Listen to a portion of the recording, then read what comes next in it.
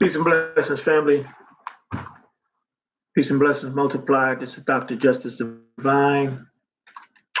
And today I'm recapping the conversation regarding Chaga, or as it is named in botanical terms, Ionotus obliquus.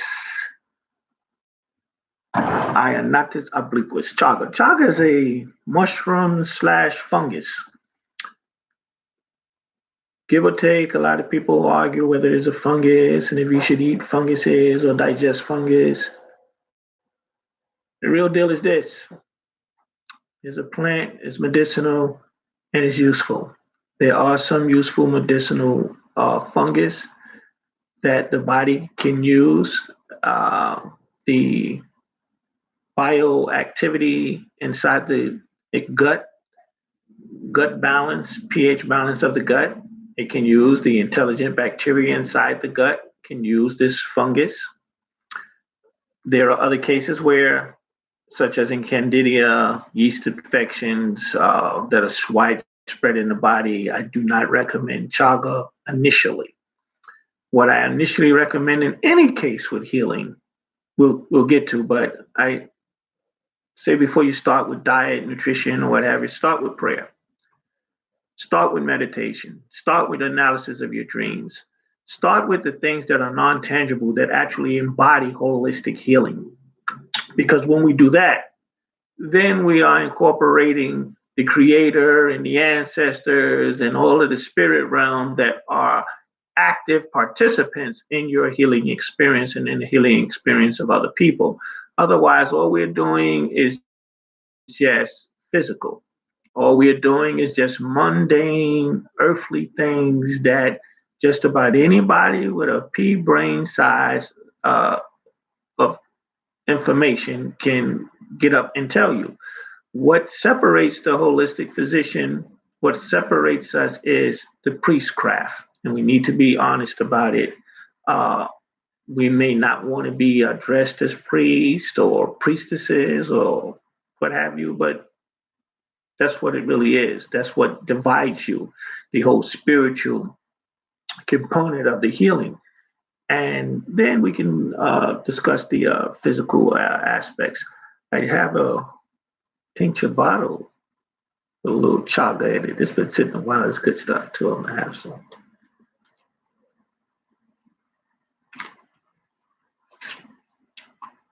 I personally enjoy it. So I'm not telling you something to do I don't do. Do as I do. Enjoy your chaga.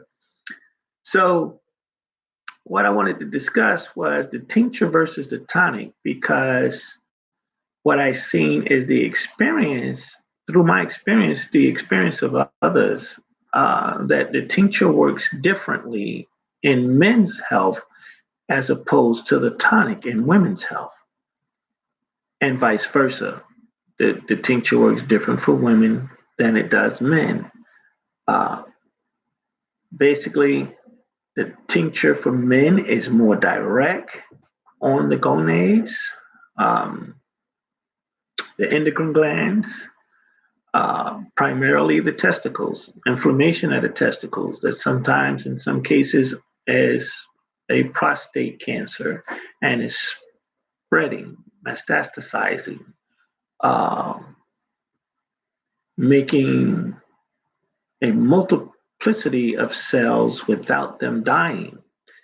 And what the tincture does, the chaga, is it interrupts that multiplying without death of the cell. That's exactly what cancer is the cell constantly multiplying and multiplying and multiplying and is not doing what it should do once it goes through the stage of mitosis, which is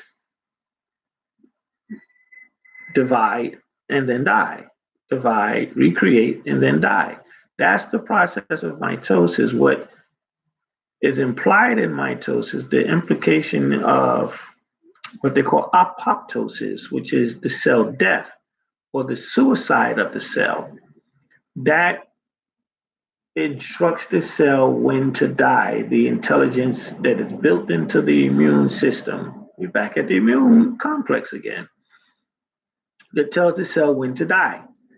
And if there's a fault inside the triggering of the immune complex that will not allow the cell to die, then that cell constantly flips itself over and over again. And if it's a malignant cell, if it's a dangerous, life-threatening cell, malignant, then as it is spreading, this thing we're calling cancer is spreading. But it's really the growth of a cell or cells that have not died, that refuse to die.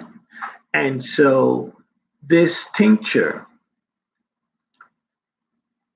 with the plant that we're talking about, chaga, and it's still a plant because it's plant life. It's not artificial. It's not artificial intelligence. It's not a genetically modified organism. So we're talking about a plant. We're talking about a fungus that grows on birch trees, on beech trees, but primarily we look for it on the birch tree. It has a little different kind of chemical reaction on the birch because of the properties of the birch tree that you can look up at another time, that produces the bark on the mushroom that you see. Now, in another video, I showed a live piece of the chaga, and that piece weighed about 12 to 15 pounds. Everybody was shocked. Hey, where'd you get that, man? I'm not telling you where I got it. I tell you where I got it, and not because you can go and get it. It's because some folks that are totally interested in profit, that are not interested in healing, do not think about conserving the earth and preserving and the regrowth of trees, go and cut it all down. They're doing it out in the Midwest now. They found out, oh, this is a natural environment for the chaga to grow. It's a healthy limestone environment, which the chaga uses. Those trees used to grow, where you find an active limestone environment, you're going to find some chaga. That's your hint right there. Limestone quarries are around, you're going to find some chaga. You won't have to look as long as I was looking. I didn't know what to look for. I was looking for the plant. I didn't know what other things in that environment should look for. And so you have to know the biological environment, the ecosystem that keeps the balance. But folks, they find these things and then they go nuts. And then they start talking about magical cures. The plant by itself is not a magical cure. Let's go back to the thing that I said. Before you start implementing any kind of medicine, start with your prayer, start with your fasting, start with your meditation, start with the things that are controlled by something other than yourself. Yeah, there are things bigger than us. You can call it God, whatever name you choose to call it, God, or Mother waking, moving, running. I'm getting a signal that my connection is unstable. Connection unstable. I'm not unstable. That's a good thing. Check that out. I hope the sound is coming through pretty good for you all. So the tincture of chaga works best for men with swollen glands. Those swollen prostate glands will impede urine flow, cause kidneys to swell. Kidneys in turn can affect the heart because poisons are being reintroduced back into the bloodstream as a result of the urine not being flushed out properly through the kidneys, being filtered out through the kidneys. Those things are recycled back into the bloodstream, and then those poisons get a chance to go back around through the body again. What the chaga has in it, I should get to that. when you use the tincture form, because the tincture is sitting in 100 proof or 150 proof, somewhere between 100 and 150 proof alcohol, from somewhere between 90 days to 180 days is what I recommend. Opening it every so often, don't open it too much or weaken it. Opening it every so often, say every 15 days, open it, close it back tightly, shake it. If it settles down, add a little bit more of the alcohol because you want it filled to the rim. What the alcohol is doing is stripping away the betulinic acid that is on that chaga bark. That bark is highly melanated. It is full of sunlight. It is full of the energy from the sun. It gets no better. And that's what makes it have such an effective medicinal punch to it. It's fueled by the sun. Is there like anything more you could really say on that? When something is fed by the sun, it's not fed by an artificial light, some UV light made in a lab, a lot of fruit that you're eating made in a lab. Let's not even call it fruit. Let's stick to what it is: genetically modified organisms that we're digesting. That includes me. I like to say we. I don't. Hey, I'm not on that. I've been a vegetarian for over 30 years. And come to find out that still some of the things I'm eating still has genetic modified what's the word here when engineering. Genetically modified engineering.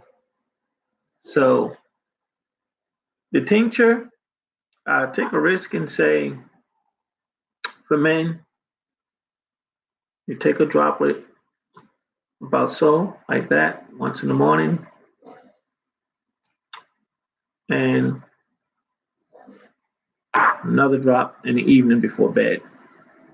That's if you're having frequent urination, getting up through the middle of the night.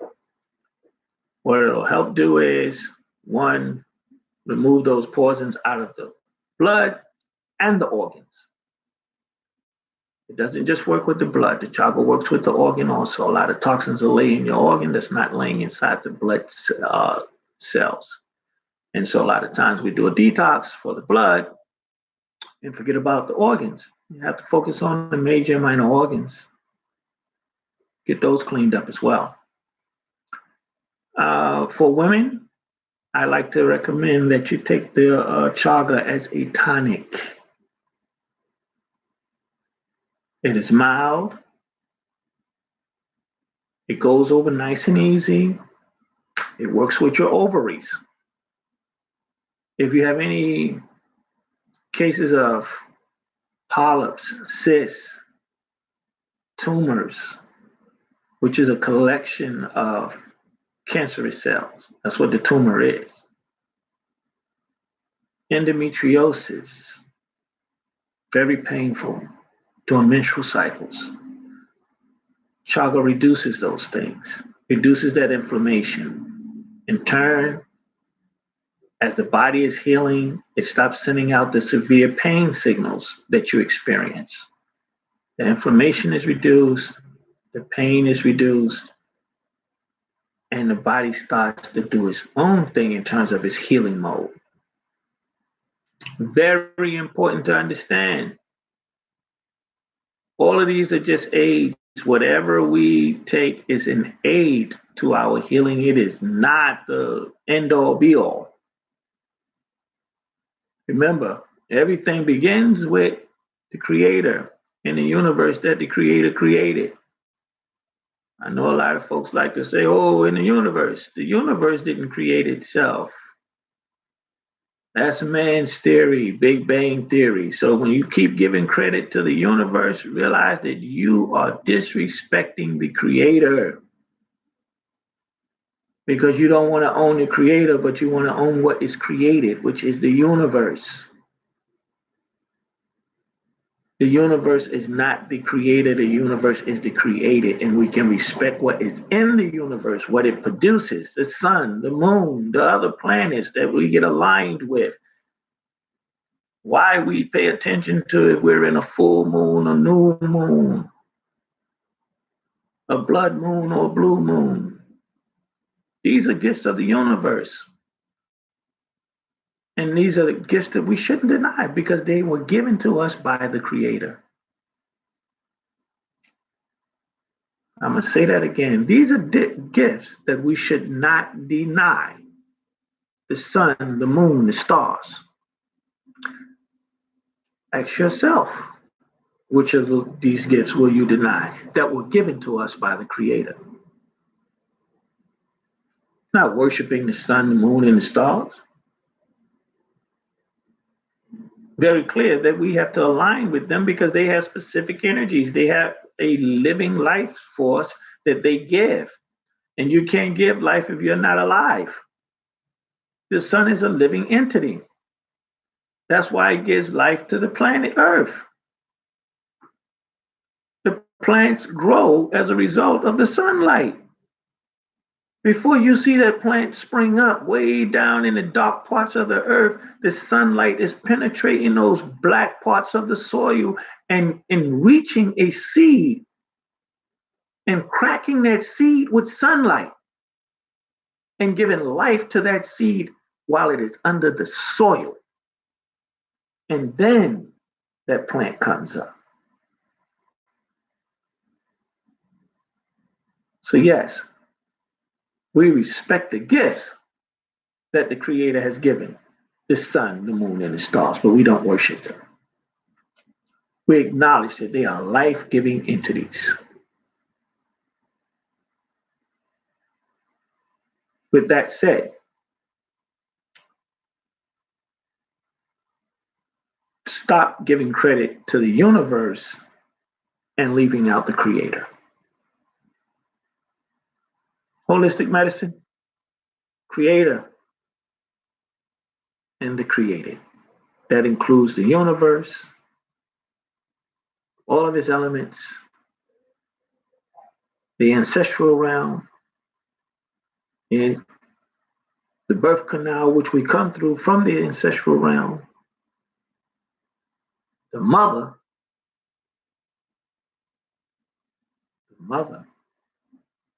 before the father.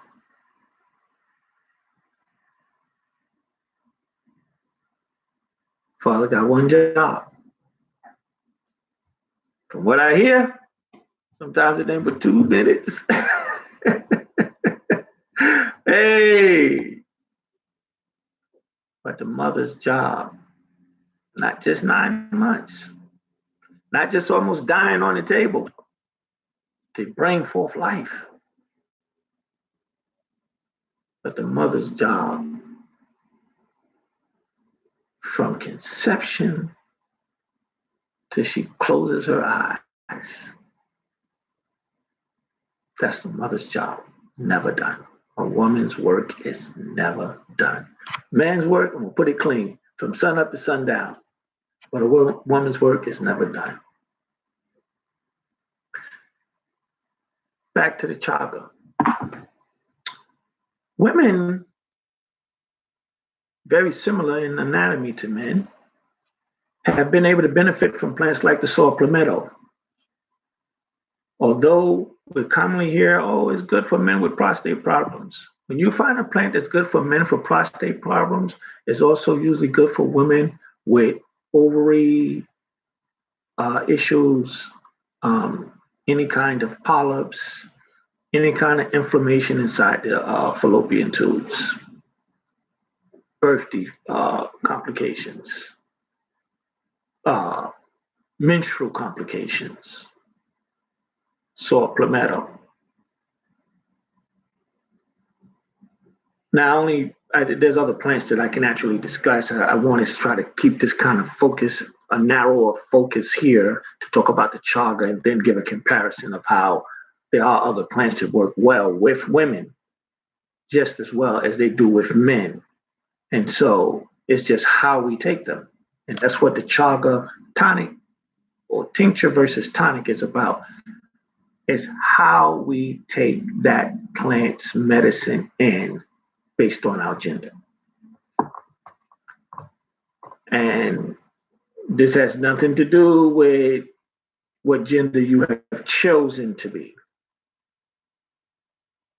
This has to do with what you physically manifest. If you physically manifest as a man, take the tincture. If you physically manifest as a woman, take the tonic. Now, if there is a chemical imbalance, think about your diet, what you need to do diet wise to help balance out hormonal imbalances. That's what diet plays a major part, helping to create a pH balance with the hormones. Well, that's it for now. Not much more to say on it. The object is pH balance.